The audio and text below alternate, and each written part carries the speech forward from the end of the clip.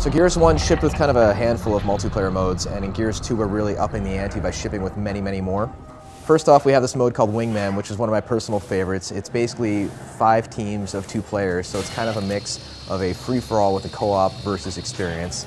Then we have Guardian, which is essentially Assassination 2.0, in which each team has a leader, and if you take out the leader, the other team can no longer respawn. So that's the goal, is to basically, get rid of all the enemy forces.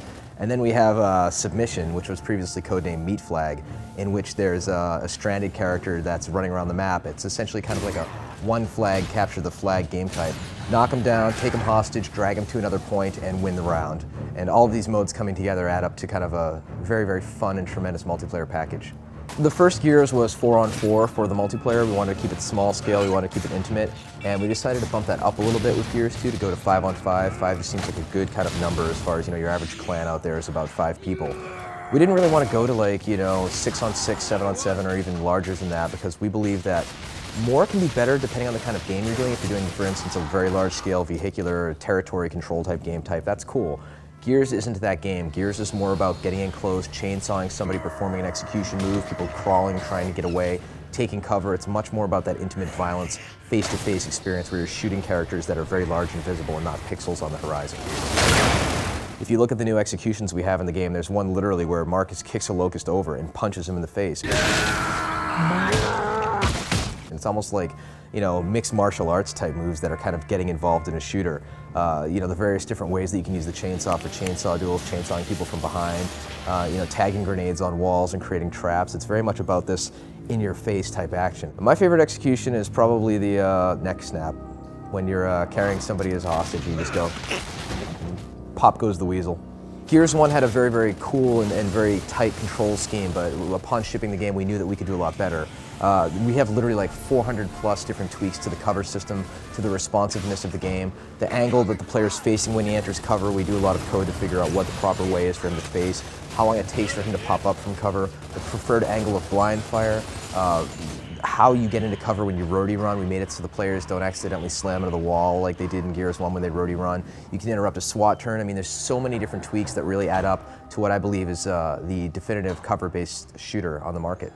In the first Gears, we had the Hammer Burst, which is kind of a burst rifle, and it was a good weapon, but we felt like we could really kind of take that to the next level. So we reduxed the design of the weapon to make it look a lot more like a traditional gun. We added a little bit of a scoping ability. We made the gun also fully automatic, but a slightly slower firing rate, and also added the ability for players to hit fire to fan the shots at the trade-off of having a far more significant kick. We also added in a burst pistol, which is a very heavy Locust pistol called the Gorgon. And this is incredibly useful if you take somebody as a Meat Flag hostage and you carry them around, and then you have this pistol and you can essentially take out enemies in like 2 bursts while you have this defensive shield that will protect you for a while. We also have a metal shield that you can carry around, which you get off of a large boomer class. You can use that planted in the ground, and your enemies can actually kick it over as a defensive mechanism. We have a flamethrower, which is called the Scorcher. If you do a perfect active reload, the shot will actually go further and burn your enemies, and everybody's running around screaming, and it's very entertaining.